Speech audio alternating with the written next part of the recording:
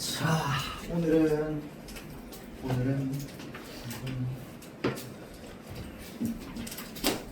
중간에 여기 부분은 좀 띄워놓겠습니다. 여기 부분 조금 쉽거든. 요거는 설명이 애초에 필요해서 요거는 그냥 다음에 멘토 때 하고요. 나머지 요 두 개는 좀 쉬워가지고 혼자서 좀 하기 쉽습니다. 그래서 얘네는 넘어가서 나중에 다음번에 숙제로 한번 하도록 하고요. 성탄제랑 수의 비밀 요 파트를 좀 할 겁니다. 페이지가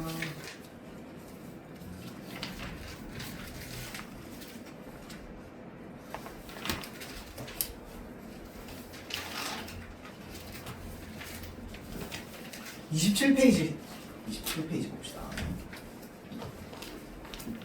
근데 요거 시 두 개가 같이 묶여 있는 거 학원 좀 오래 다녔던 학생들은 다른 교재에서 이미 한번 보기는 봤을 거야. 네, 보긴 봤는데 그때는 아마 그냥 작품을 읽기 전에 그냥 설명을 쭉 처음부터 끝까지 다 듣고 그 다음에 이제 풀어봤을 텐데 여러분들이 만약에 모의고사나 이런 데서 생판 모르는 이러한 시를 읽게 된다면 어떻게 생각해야 되는지부터 한번 살펴봅시다. 자, 그래서 늘 얘기하지만 화자를 중심으로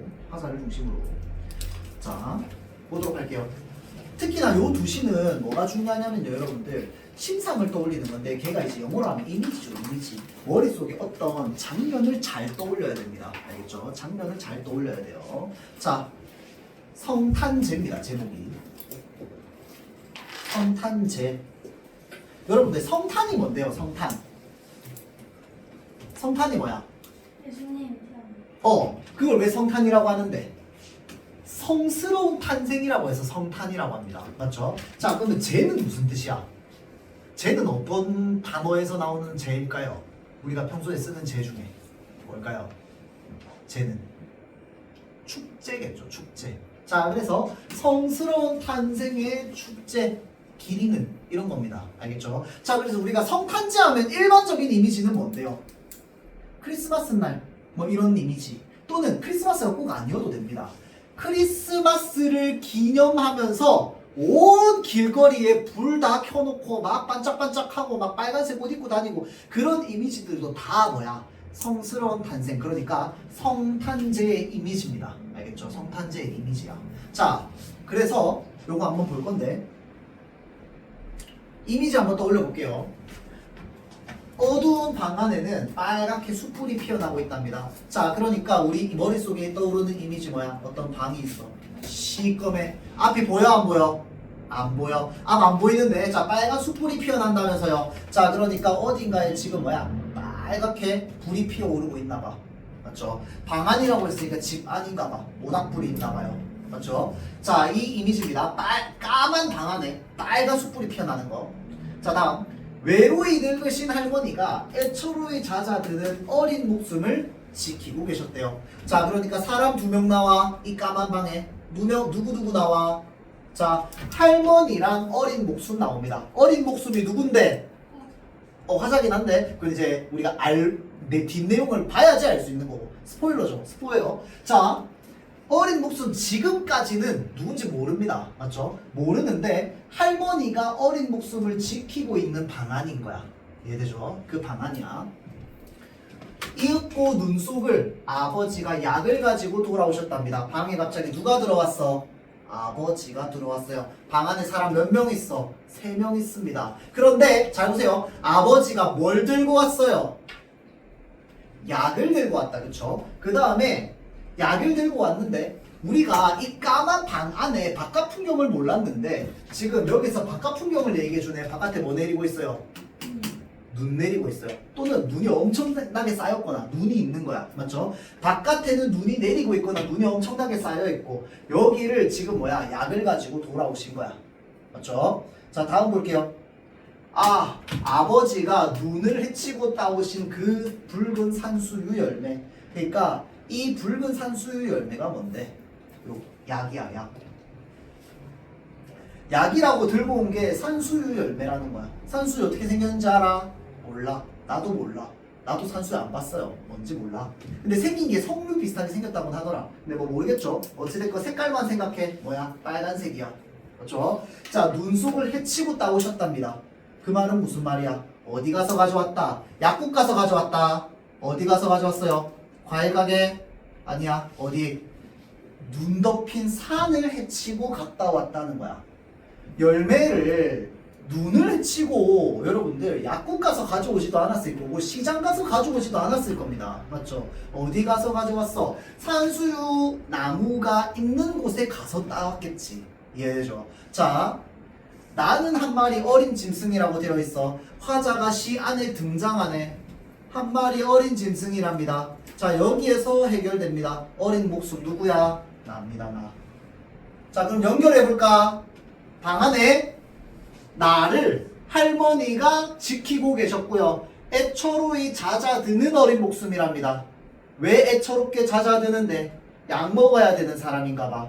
뭐야? 아픈 사람인가봐. 뭐 원래 약했을 수도 있고. 그렇죠? 자, 그러니까 애처로이 잦아드는 어린 목숨이라고 하는 걸, 자, 우리가 굉장히 연약한 존재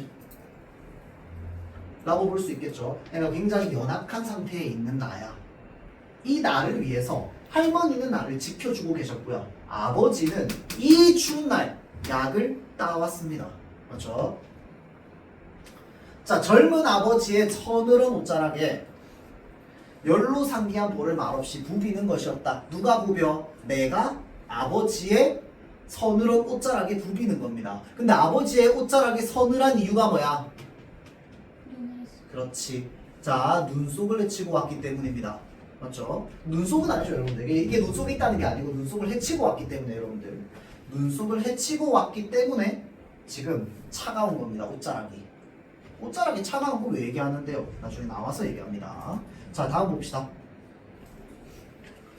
이따금 뒷문을 눈이 치고 있었대요. 아, 눈 계속 내리고 있었네. 맞죠? 자, 그날 밤이 어쩌면 성탄제의 밤이었을지도 모른다. 자, 끊어봅시다. 자, 그날이 크리스마스 날인지가 중요해, 안 중요해? 안 중요합니다. 왜 안 중요할까요? 자, 생각해 봐봐. 그날이 크리스마스인지 아닌지는 몰라. 모르는데 내가 아팠고 할머니가 날 지켜주고 계셨고 아버지가 눈속을 헤치고 가서 산수 열매를 따왔단 말이야. 그래서 그걸 나한테 먹였어. 그리고 그날을 떠올리면서 나는 그날 밤이 어쩌면 성탄제의 밤이었을지도 모른다고. 아닐 수도 있겠지만. 자, 그러면 물어봅시다. 눈 내리고 뭐 하고 다 한대. 그날 밤을 왜 성탄제와의 밤이라고 생각을 했을까요? 그날 밤을 왜 성탄제의 밤이었을지도 모른다라고 생각했을까? 이건 이제 여러분들이 좀 배경 지식이 필요해요. 자, 성탄제, 성탄, 성스러운 탄생, 누구의 탄생이야? 크리스마스가 누구 생일이야? 예수님의 생일입니다. 자, 근데 여기에서 우리가 이거는 문학이 아니야. 그냥 우리가 인문학, 문화적으로 가져야 되는 상식입니다, 여러분들. 지금은 몰라도 되지. 근데 여러분들이 나중에 어느 정도 지성을 갖췄을 때 누구나 가지고 있어야 되는 상식인데요. 자, 크리스마스, 성탄절이다, 그쵸? 예수님의 탄생입니다. 자, 그러면 우리가 예수님을 가지고, 그러니까 종교가 있든 없든 상관없이 이 사람을 보면서 우리가 가져야 되는 이미지가 있어. 뭘까요? 성경 내용을 몰라도 이 정도는 상식이거든. 자, 예수님을 보면서 우리가 떠오르는 이미지는 뭐가 있어야 될까요? 아는 대로 얘기해 봅시다. 민경. 자비로워요. 자비롭다. 뭐 때문에 자비로운데 그러면? 자비로운 거 맞아요. 그래서 사실은 내가 원하는 정답이 저거예요. 뭐 때문에 자비로운지 압니까 혹시? 혹시 그 기독교인 학생 있어요? 교회 다닌다. 없어요? 이렇게 없다고? 성당 다닌다 없어요? 아, 있어? 자, 그럼 얘기해 주세요. 왜 자비롭습니까? 너 열심히 안 들었지? 예배할 때. 모르면 어떻게 해요? 혼나야지. 왜 자비롭습니까, 예수님이? 뭘 나눴는데요? 뭐 나눴다는 말도 틀린 말은 아닐 수 있어요. 뭘 나눴는데? 먹을 거 나눠줬어요? 그거 그냥 빈 컵에 물이 나와. 물이 나오는데 그쵸.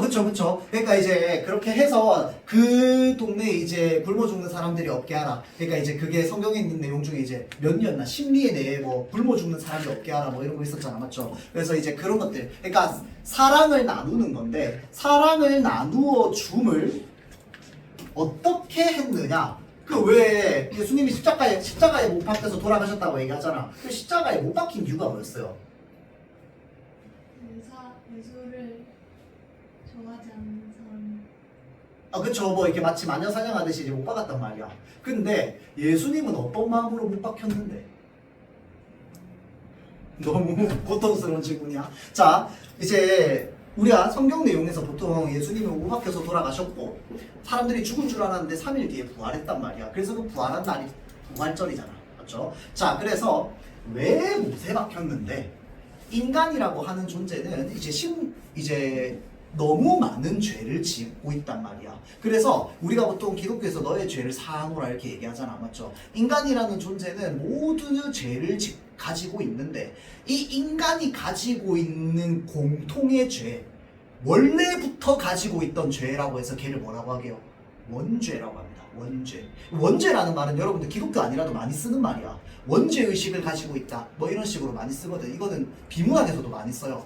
원죄 의식을 가지고 있다. 원죄가 뭔데? 원래부터 가지고 있는 죄를 원죄라고 합니다. 알겠죠? 그러니까 인간은 태어나면서부터 원래부터 가지고 있는 원죄가 있는데 그 모든 인간이 가지고 있는 원죄를 누가 대신 달게 받겠다? 자신이 대신 달게 받겠다. 무엇으로? 모든 인간에 대한 사랑으로. 이 말이야. 무슨 말인지 알겠죠? 그래서 그 존재가 뭐하다? 자비롭다라고 하는 게 뭐야? 너그럽고 사랑을 많이 준다 이 말이잖아. 맞죠? 자, 그래서 자비로움을 통해서 무엇을 했느냐? 자신을 헌신, 희생했습니다. 이거 상식이에요, 여러분들. 예수라고 하면은 뭐야? 자비로움, 헌신, 희생. 근데 사실 생각해보면 우리가 3대 성인 누굽니까? 예수, 부처, 그리고 누구야? 공자 선생님. 근데 사실 3명 다 자비롭거든. 맞죠? 이게 너무 공통적인 거야. 그럼 예수님만 가지고 있는 거 뭔데? 희생. 공자님이 다른 사람을 위해서 희생했다는 얘기 못 들어봤잖아. 3대 성인 중에. 맞죠? 자, 그래서 헌신, 희생이 예수님만이 가지고 있는 이 가치이긴 합니다. 왜냐면 부처님도 자비로웠거든. 맞잖아. 자, 그래서 부처, 예수, 그 다음에 저기 뭐냐, 공자, 이 세 사람 중에서 예수만 가지고 있는 건 뭘까요? 헌신과 희생입니다. 그냥 대신 죽었잖아. 공자는 누구 대신 죽진 않았어요. 맞죠? 그 다음에 부처도 누구 대신 죽진 않았습니다. 부처 되게 오래 살았어요. 부처님은 그 고타마시타르타라고 하죠. 그 사람이 이제 그 사람은 되게 오래 살았어요. 공양하고 뭐 이렇게 돌아다니면서. 그러다 식중독으로 죽었거든. 그때는 이제 인도고 날이 덥고 이러니까 나이도 너무 많고 그래서 죽었단 말이야. 근데 이 사람은 대신 죽었단 말이야. 맞죠? 헌신과 희생의 아이콘입니다. 이해되죠? 자, 그럼 물어봅시다. 다시 물어볼게요. 자, 다시 여기로 돌아와서 그날 밤이 어쩌면 성탄제의 밤이었을지도 모른다라고 떠올린 이유는 뭡니까? 아빠가 자신을 그쵸. 아버지의 희생을 느낀 겁니다. 이거 연결돼요, 여러분들. 자, 여기에 있는 내용은 우리가 상식적으로 아는 내용이라고 친다면 그날 밤이 어쩌면 성탄제의 밤이었을지도 모른다라고 하는 내용은 누구의 희생을 떠올리는 거야? 예수님의 희생이 아니라 마치 예수님의 희생과 같은 누구의 희생? 아버지의 희생과 헌신을 떠올리는 겁니다. 왜? 그 추운 날 죽을지도 모르는 산에 올라가가지고 지금 뭐야? 산수유에 나왔잖아. 이해되죠? 자, 그래서 이 성탄제를 떠올리는 건 지금 누구를 떠올리는 거다? 아버지의 헌신을 떠올리는 겁니다. 자신을 위한 헌신, 희생을 떠올리는 거야.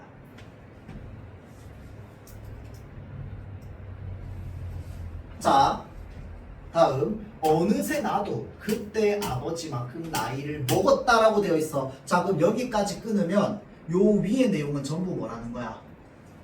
회상이라는 거야. 지금은 뭐야? 여기 밑에는 뭐야? 현재겠지, 현재. 자, 그래서 위에는 회상 내용, 밑에는 현재 내용이 나오는 거야. 그럼 시간적으로 분리된다, 그쵸? 시간적으로 분리돼요. 어느새 나도 그때의 아버지처럼 나이를 먹었대요. 옛것이라고 찾아볼 길 없는 성탄제 가까운 도시에는, 자, 그러니까 화자가 지금 살고 있는 도시겠지. 지금 살고 있는 도시에는 뭐가 없어? 옛날 것은 없어. 변했다, 그쵸? 이제 반가운 그 옛날의 것이 내리는데 뭔가 내린대요. 옛날의 것이. 서러운 30살 나의 이마에. 봐봐봐. 30살인데 여기 뭐라고 적혀있어? 서러운이라고 적혀있어요. 지금 여기 밑줄 거는 거 나중에 나 질문할 거야. 서러운 30살 나의 이마에 불현듯 아버지의 서늘한 옷자락을 느낀답니다. 자, 여기까지 끊어봅시다. 이게 무슨 말인데? 나의 이마에 아버지의 서늘한 옷자락을 느낀다는 게 무슨 말인데요? 어떤 장면인데요? 혹시 한번 생각해볼까? 이 시를 알만한 사람한테 한번 물어봐야겠다. 소윤아, 무슨 말일까요? 위의 연이랑 같이 연결해서 읽어봐야 됩니다. 여기서부터 여기까지. 무슨 말일까요? 일단 뭐부터 생각해야 될까? 옛 것이라고 찾아볼 길 없는 이 도시에 반가운 옛날의 것이 내렸다며. 이게 뭔데? 일단 첫 번째. 나의 이마에서 아버지의 서늘한 옷자락을 느끼는 건 또 뭔데? 상황. 그러니까 이 상황을요, 핸드폰으로 사진을 찍었다고 생각해봐봐. 어떤 장면일까요?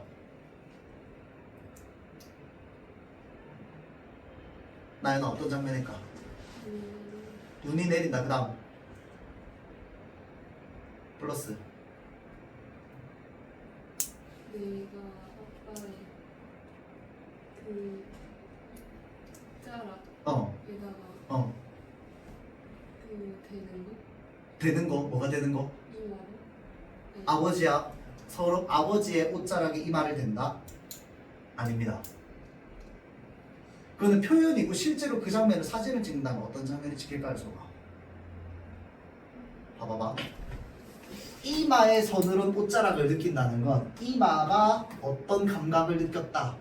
서늘한 감각을 느꼈다. 이마가 왜 서늘한 감각을 느꼈는데? 그렇지, 눈이 내려서. 그 말은 무슨 말일까요? 눈이 어디에 떨어졌다? 이마에 떨어졌다, 이 말입니다. 그러니까 어떻게 연결되는 거야? 지금 눈이 내려요. 지금 난 나이 먹었잖아. 맞죠? 그 반가운 옛날의 것이 내리는 데라고 할 때 그 옛날의 것이 바로 뭔데? 눈을 말하는 거야. 눈을 내린다고 했으니까 눈이 내려. 눈이 어디에 떨어져? 이마에 떨어져. 차가워 안 차가워? 차가워. 이 차가움을 매개로 해서 어느 추억으로 들어가는 거야? 그날 아팠던 추억으로 넘어가는 거야. 연결돼요. 그래서 나의 이마에 서늘한 옷자락을 느낀다라고 할 때 이거는 나의 이마가 서늘한 옷자락을 부비는 게 아닙니다. 맞죠? 자, 실제로 장면을 따지면 나의 이마에 눈이 떨어지고 이 차가운 감각이 이 기억을 불러오르는 겁니다. 기억을. 그렇죠? 자, 그래서 이거 기억이야. 기억. 추억이죠. 추억. 차가운 감각의 추억을 불러일으킵니다.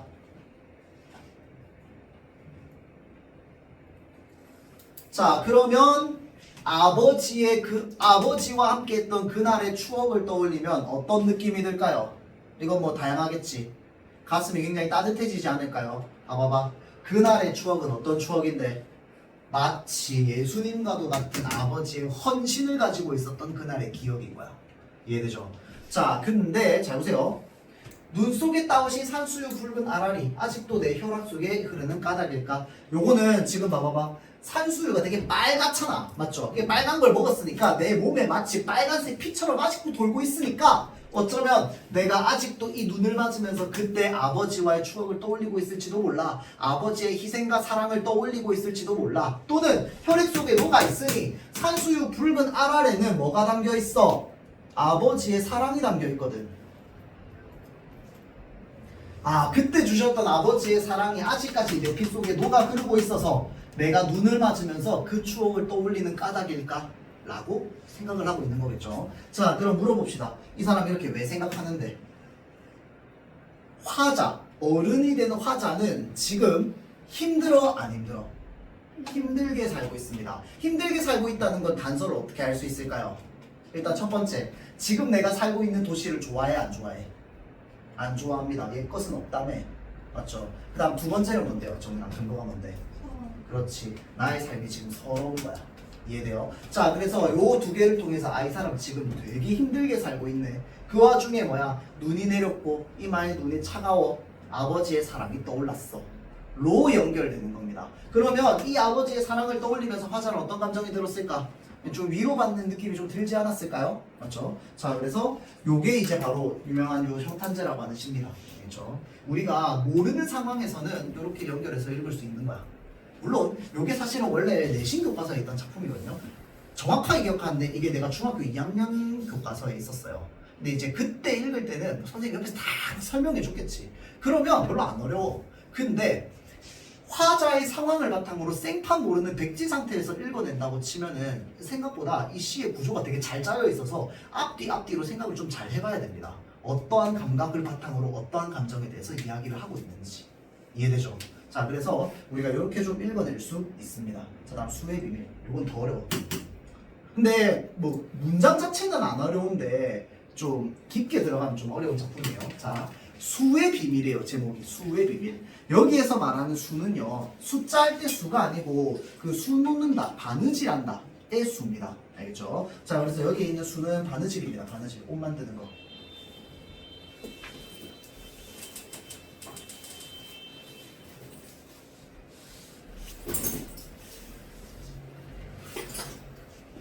자, 봅시다. 잘 보세요. 나는 당신의 옷을 다 지어 놓았습니다 라고 되어 있어. 바느질 하는 사람 누구야? 나, 화자야. 맞죠? 왜? 옷 짓는 사람이니까. 이해돼요? 자, 다음 실미도 짓고 도포도 짓고 자리옷도 지었답니다. 뭔지 몰라. 나도 사실 어떻게 생겼는지 몰라요. 근데 어찌됐건 뭐 한 거야? 옷 하나 지었고 하나 지었고 하나 지었답니다. 옷 3개나 지었네 벌써. 맞죠? 짓지 아니한 것은 작은 주머니에 수 놓는 것뿐이랍니다. 짓지 아니한 건 작은 주머니에 수 놓는 것뿐입니다. 자, 그럼 물어봅시다. 선생님 바느질 해본 적 없지만 이 옷 3개 짓는 거랑 작은 주머니에 수 놓는 거 하나랑 뭐가 더 쉬울까요? 얘가 더 쉽고 간단하겠지. 맞죠? 자, 그러니까 쉽고 간단한 것만 남았습니다 라고 연결할 수 있겠죠. 자, 쉽고 간단한 것만 남았어요. 근데 잘 보세요. 그 주머니는 나의 손때가 많이 묻어 있었답니다. 자, 그럼 여기에서 여러분들이 가져야 되는 생각 뭘까요? 왜야, 왜? 생각해봐. 옷 3개 만들었다면서요. 이제 요거 남았다면서. 근데 손때가 왜 묻는데? 맞잖아. 손이 더러웠나? 뭐 그렇게 생각해 볼 수도 있는데 어찌됐건 왜야, 왜? 알겠죠? 왜? 짓다가 놓아두고 한 까닭이랍니다. 자, 그럼 여기서 해야 되는 생각은 뭔데요? 그러니까 이거는 해결됐어. 왜 손때가 묻었는지. 근데 해결 다 됐어? 안 됐어. 왜 짓다가 놓아두는데 그러면? 손 아파? 모르잖아. 맞죠? 자, 그러니까 왜 짓다가 놓아둔지는 아직까지 몰라. 맞죠? 자, 그러면서 자, 지금 얘기해 봅시다. 다른 사람들은 나의 바느질 솜씨가 없는 줄로 알지만은이라고 되어 있잖아. 문장이. 생각해 봐봐. 다른 사람들은 나의 바느질 솜씨가 없는 줄 알아서 내가 이러고 있는 줄 알았다 이 말이잖아. 그 말은 나는 이거 만들 줄 모른다는 거야. 만들 줄 안다는 거야. 알면서도 안 하고 있었다는 뜻이 되잖아.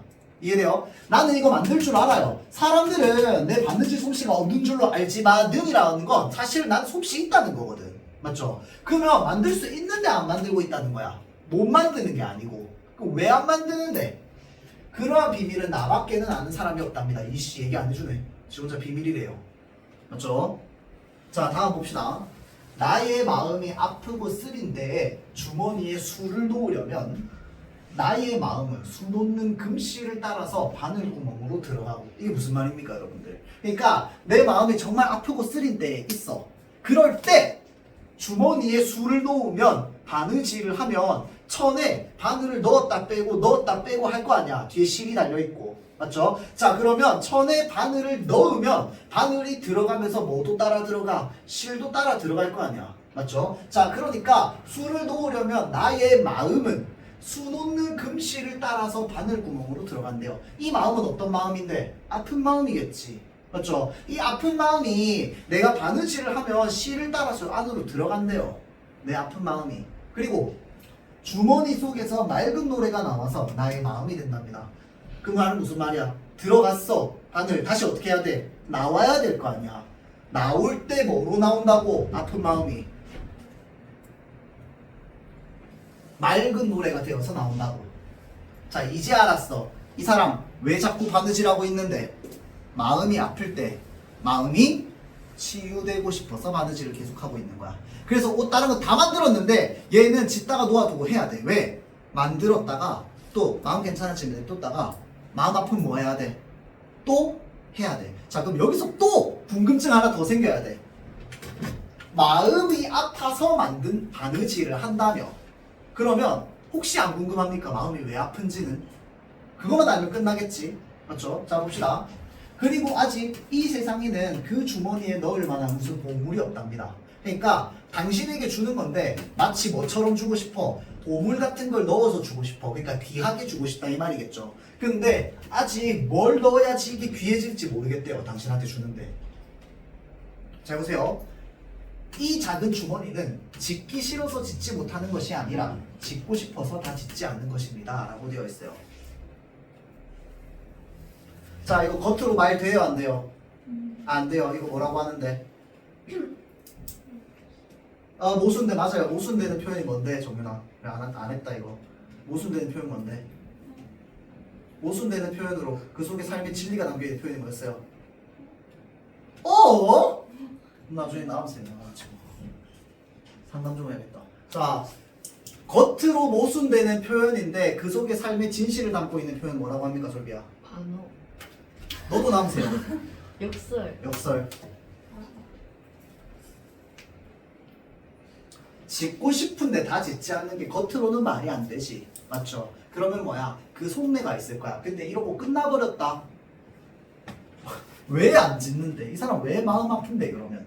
이제 여기서부터는 그 빈 공간에 남아있는 걸 추론해야 돼요. 그래서 이 작품은 되게 빈 공간이 많아요. 그래서 우리가 상상해봐야 되는 게 좀 많습니다. 자, 생각해보세요.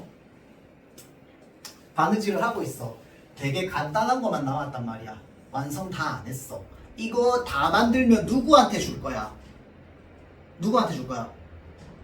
장수. 당신한테 줄 거야. 자, 그럼 여기서 조금만 더 넘어가 봅시다. 이건 이제 우리가 실제로 머릿속으로 좀 상상하고 이미지를 좀 연결해 봐야 되는데, 자, 딱 하나만 생각하면 됩니다. 당신한테 줄 거 아니야? 그 물어봅시다. 이 시를 쭉 읽고 나서 봤더니, 지연아, 당신이라고 하는 사람이 내 곁에 있는 것 같아? 없는 것 같아? 머릿속에 이미지를 생각해 봤을 때 당신이라는 사람이 내 곁에 있는 것 같아? 없는 것 같아? 당신 줄 옷이야. 완성되면 누구한테 주면 돼? 당신한테 주면 돼. 당신한테 줬어? 안 줬어? 안 줬어. 간단한 것만 하면 되는데 완성해? 안 해? 안 해. 당신이 옆에 없다는 뜻입니다. 무슨 말인지 이해돼요? 옷을 다 완성하면은 당신이 오면 주면 되잖아. 다 완성했는데 당신이 안 오면 어떡할 거야?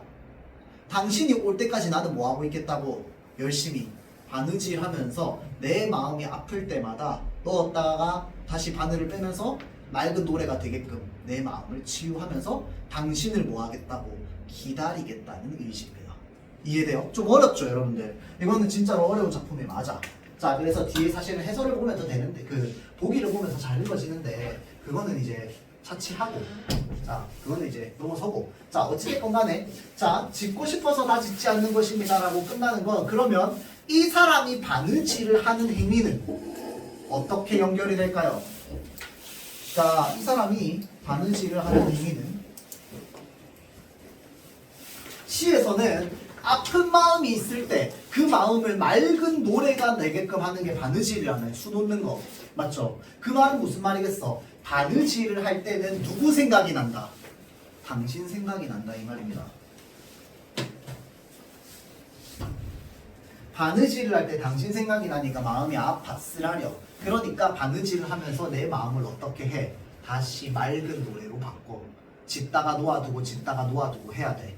당신이 오면 완성하면 되지. 안 오면 난 계속 해야 돼. 맞죠? 그래야지 당신을 기다리지. 안 그러면 치유가 안 되잖아. 이해되죠? 자, 그래서 그러한 비밀은 나밖에는 아는 사람이 없다고. 이 비밀이 바로 뭐였어? 내가 마음이 아프고 당신 생각날 때마다 뭐 한다? 바느질을 한다. 이 말이겠죠. 자, 그래서 여기까지가 이제 그냥 작품 자체 내재적으로 작품만을 읽고 우리가 좀 추론해볼 수 있는 건데요. 좀 어렵죠. 자, 그 다음에 또 하나만 좀 더 얘기를 하자면 이제 요 작가 때문입니다. 요건 이제 좀 본 사람이 있을 거야. 자, 한용운이라고 하는 시는 여러분들 님의 침묵 시험 보는 1학기 때 안 들어갔었죠? 여러분 아닙니다.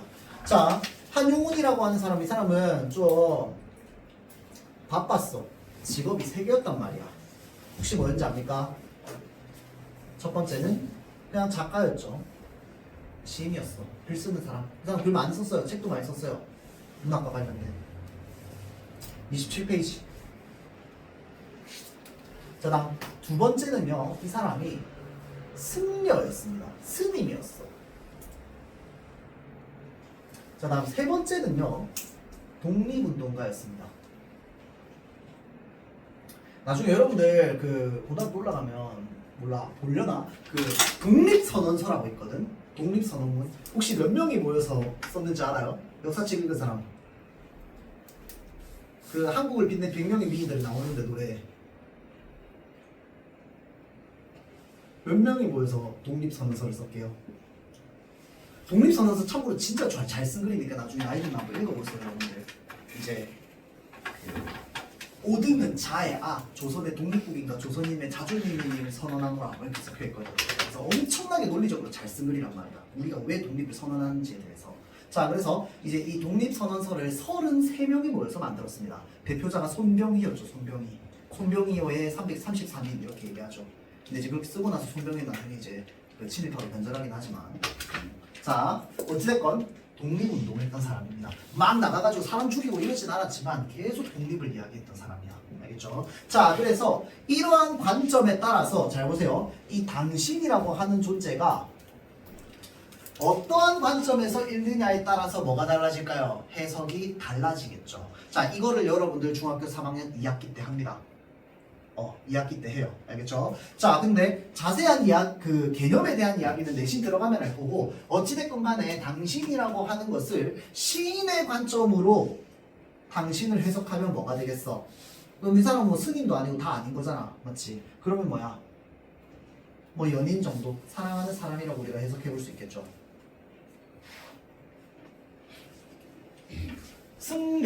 승려라고 본다면 당신을 뭐라고도 볼 수 있을까요?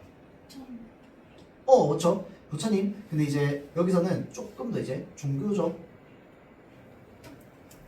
깨달음.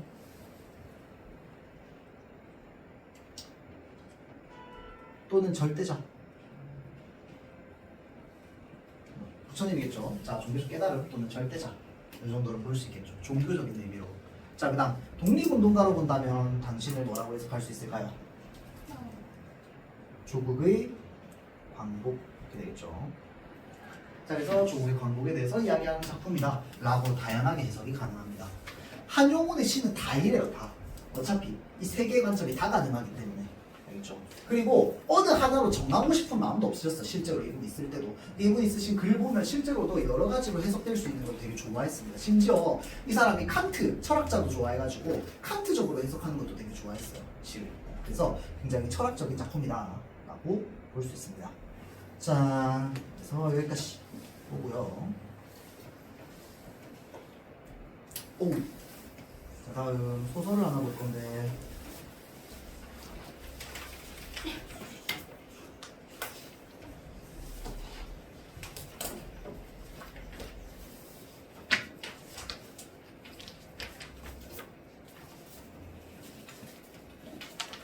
페이지가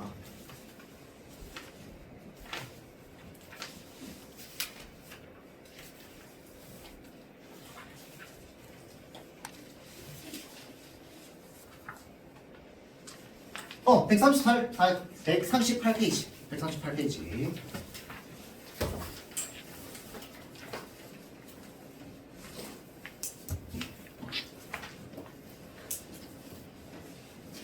자, 요거는 여러분들 읽고 문제까지 풀 겁니다. 알겠죠? 읽고 문제 풀고요. 그 다음에 쉬는 시간 가졌다가 다음 시간 시작할 건데요. 읽고 문제 푸는 거, 문제 몇 번 풀 거냐면요. 48은 숙제로 풀고요. 49랑 그 다음에 50 이렇게 두 개를 풀어봅시다. 49랑 50을 풀어볼 거야. 근데 이해 안 되면 그냥 이해 안 되는 대로 읽으세요. 그리고 마음대로 읽고 그냥 틀려봐. 알겠죠? 그러면서 쌤이랑 읽으면서 비교하면서 와, 나 진짜 엉터리로 읽었네. 상관없어. 알겠죠? 마음껏. 자, 하나만 이야기할게요. 당제라고 하는 게 있는데요. 당제가 뭐냐면요. 마을에서 지내는 제사입니다. 그러면 누가 모여? 마을 사람들이 모여서 제사를 지내겠죠. 여기까지. 자, 읽고 문제 푸는 거에서요. 읽고 문제 풀고 쉬는 시간까지 가져서 6시 5분에 시작하겠습니다. 그렇죠? 6시 5분. 다음 시간에. 자, 시작.